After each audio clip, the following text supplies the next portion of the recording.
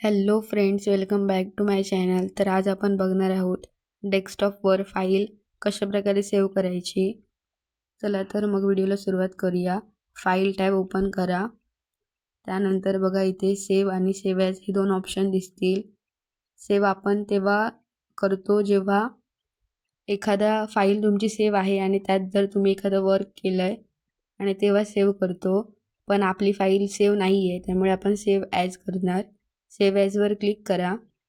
त्यानंतर तुम्हाला कोणत्या ठिकाणी फाईल सेव्ह करायची आहे तो सिलेक्ट करा. मी दिस पी सी करते आणि तुम्हाला डेस्कटॉपवर करायची आहे मला, म्हणून मी ते डेस्कटॉपवर क्लिक करते. त्यानंतर इथे फाईलचं नेम जे काही असेल ते टाका. इथे मी सिम्पल सेव्ह फाईल असंच टाकते. त्यानंतर इथे सेव्ह बटनवर क्लिक करा. तुमची फाईल सेव्ह होईल.